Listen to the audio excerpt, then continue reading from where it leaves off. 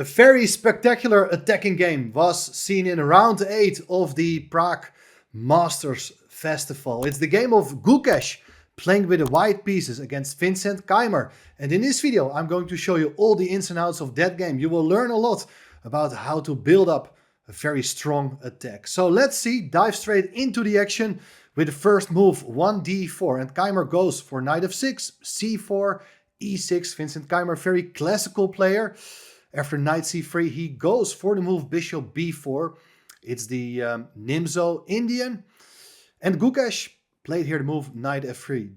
Developing the other knight makes a lot of sense. Now after the move d6, we get to see quite a typical developing setup for black in this opening. As the plan is that now the bishop has been developed to b4. Later, at the right moment, black wants to play the move e5 and get the other bishop out as well. But let's see how that works. Here, the move queen to c2 is played. So the queen supports the knight on c3 and black castles here. Bishop g5, nice idea to pin the knight on f6, developing a bishop at the same time. So this looks also pretty standard. And well, in most games here, black players have developed their queen's knight from b8 to d7. I think that makes a lot of sense, so that the knight is helping out the other knight on f6. But Keymer goes for a different plan as he develops the knight to c6 instead, which is of course somewhat more active. It doesn't support a knight on f6, so the queen has now the task to keep the knight defended, otherwise your king side pawn formation will be destroyed, as black will have to take back with the g-pawn. But the advantage of the knight on c6 is that it also does support the move e5, like in the setup with the knight on d7, but it doesn't hinder the bishop to be released. Well, let's see how that goes. White goes first for the move a3, attacking the bishop. Bishop takes on c3. White takes back with the queen. And now h6 is played. So also black wants to clarify the situation. This bishop needs to be removed, otherwise this pin will be very unpleasant for a longer period of time. But for now, the move bishop h4 maintains the pressure on that knight on f6. And well, interesting moment here. Black has the option now, or on the next moves, to play the move g5. But that's of course at the same time a weakening idea. It's a very principled way of playing to unpin that knight on f6. You may follow up with, after let's say bishop g3, with a move like knight e4 to attack the queen. And after queen c2, attacking the knight. Well, black's plan is to go f5 to support the knight on e4 to get the queen to f6. Black is having quite an ambitious setup with all these pawns having moved forward. But who knows, it can also be a weakening idea. So instead, Keymer, who doesn't like this very aggressive idea yet, he decides to prepare the classical plan to prepare the move e5 by playing the move rook e8. So the rook controls the e5 square one more time. So e5 is about to be played by black, but look what Gukesh does. He castles queenside. This may come as a huge surprise. The king may not look entirely safe with the pawn already being advanced to c4, but with the rook on d1, you're making it harder for black to play e5. If you do play e5 here, then it's pawn takes e5. And if you take with a knight, you take with a knight on e5. And if you take back with the rook, there is queen takes e5. Winning a lot of material, because after taking the queen, the rook can capture the unprotected queen on d8. That shows that e5 is not possible, and black instead played the move bishop d7. You understand the move now that the bishop is not doing that much on d7, but at least it's blocking the range of the rook on the d-file. White plays the move e3, and you know, you can think here, what happens if black plays a move like knight e4 to attack the queen on c3 and try to get rid of the pin. Now after bishop takes d8, there is knight takes c3. That's okay for black. But after a move like queen c2, both the knight and the queen on d8 are in trouble. So therefore knight e4 is not an option. But anyway, The move e5 is played, so Keymer is following his plan. So now he is having quite a reasonable position in the center, with possibilities maybe to put a queen on e7 or get a bishop later to a more active square. Queen c2 was played, so white is dropping back with the queen to trying to gain control over light squares. And here, I think interesting position, like a lot of strange, unexpected moves are about to be played now, as the move a6 was probably not one which was on your radar. And I can imagine that a more natural way of playing here is to get a bishop to g4. You cannot go to f5, but by going to g4, you have the plan of possibly reroute the bishop to g6, where it's nicely placed to hit the queen on c2. There are even ideas to advance the pawn to e4. And in case of d takes e5, well, you just go with knight takes e5 so that the knight on f3 is pinned. So I really don't understand why this was not played. It looks very natural to me, even after something like d5. When the center gets close, the black knights are absolutely happy. The knight can come back to b8 with the idea to come to d7 next, and it's just a game. Anyway, a6 is played. What is the idea? Well, I think at some point Keymer wants to go b5 and try to open up files towards the towards the white king. But here, bishop d3 is played. So white is also getting the bishop into play. And now there are still quite a number of options. b5, maybe it's a possibility. I'm not sure it's really going to work out right now. Even the move e4 has to be considered. It was not the game's continuation, but looks very principled, like you're attacking the bishop and the knight. And if you take on e4, it's rook takes e4. Now bishop takes f6 deflects the defender of the rook. And if you take with the queen, well, the rook on e4 is hanging. This is great news for white. However, after queen e8, the queen defends the rook. The bishop is hanging, so bishop, if it goes away, then maybe bishop f5, and all of a sudden black is getting quite nice piece play for just one pawn, with ideas to follow up with b5. I think this is very interesting. Could have been played by black, but instead, look what Keymer did in the game, as he played here the move g5. He finally wants to unpin the knight on f6, but he's weakening its kingside formation. Of course, the big idea is that bishop g3 is not a possibility. It will be met by e4, and this time black is winning a piece.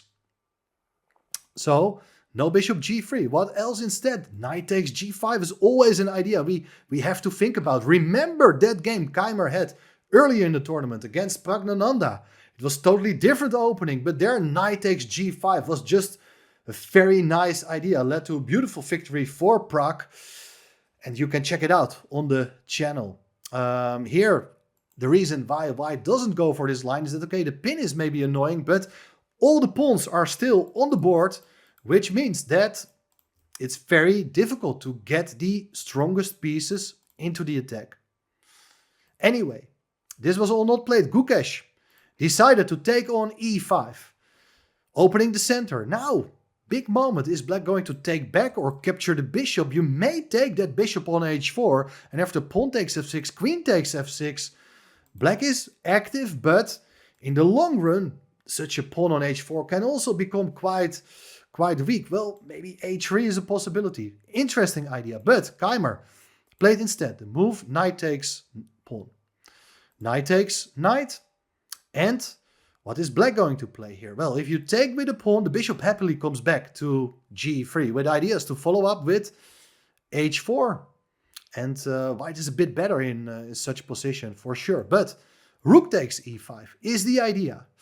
And probably black was just expecting here something like bishop g3 with the idea to swing over with the rook to c5 and put pressure against the pawn on c4 with moves like b5 and bishop e6.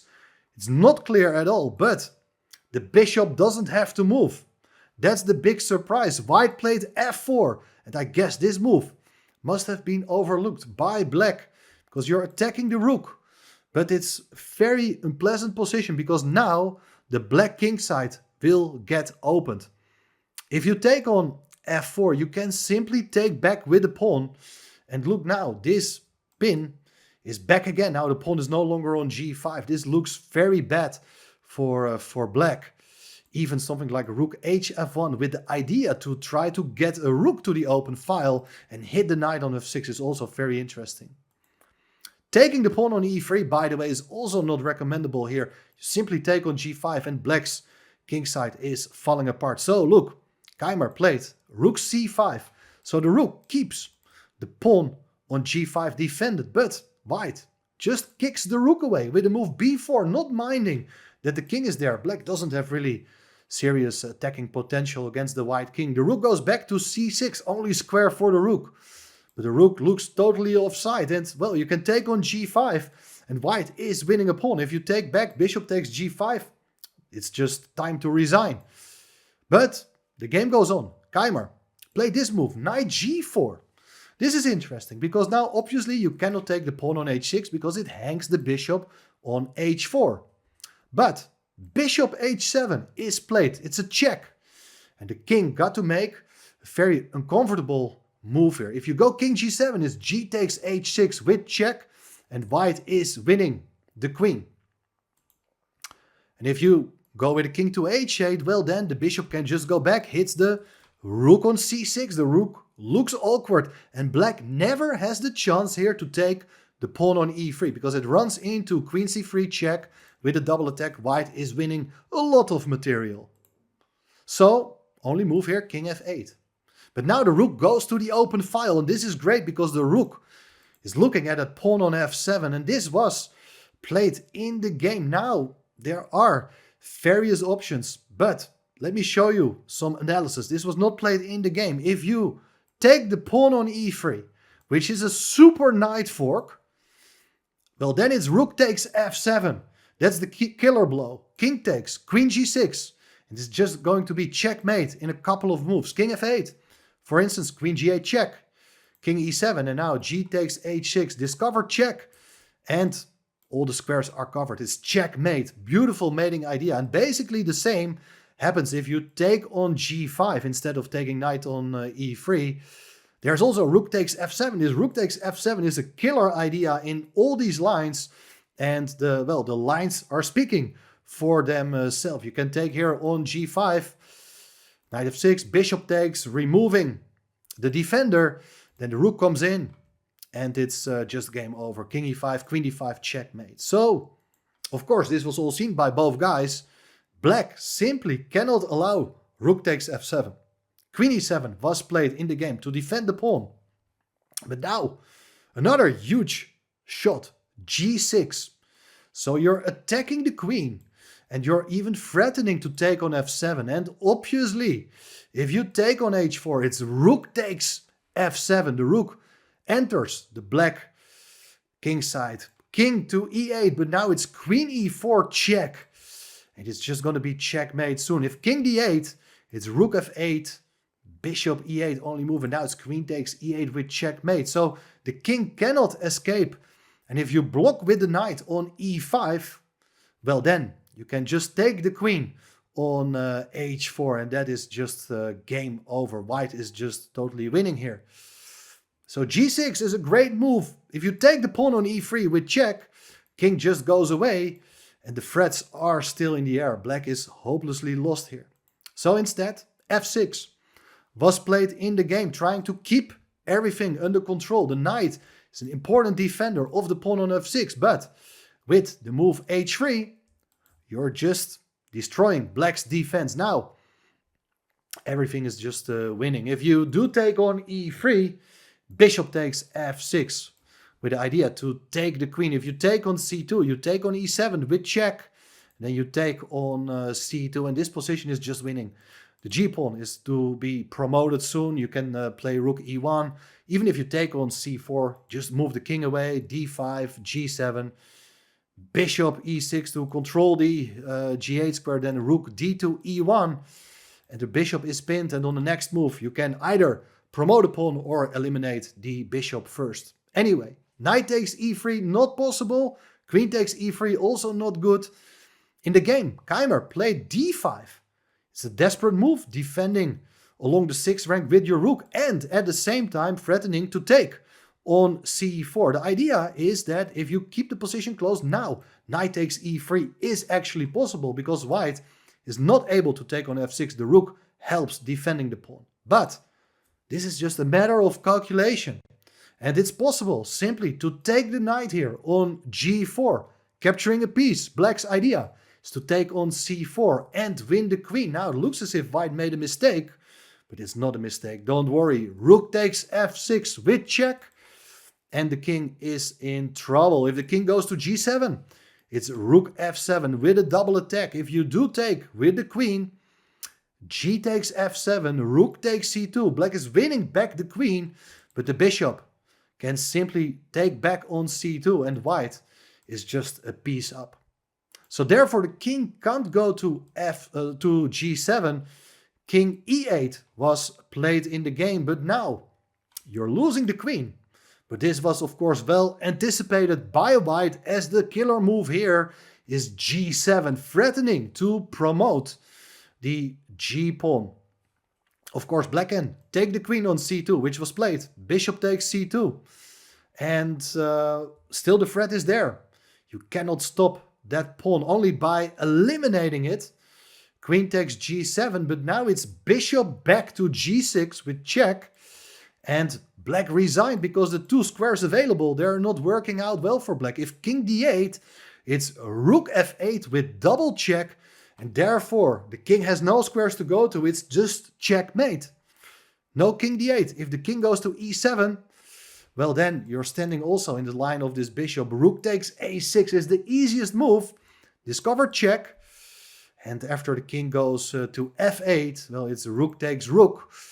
And only move here is bishop e8. But then you take the bishop and it's checkmate. So just a crushing victory for Gukesh in only 27 moves.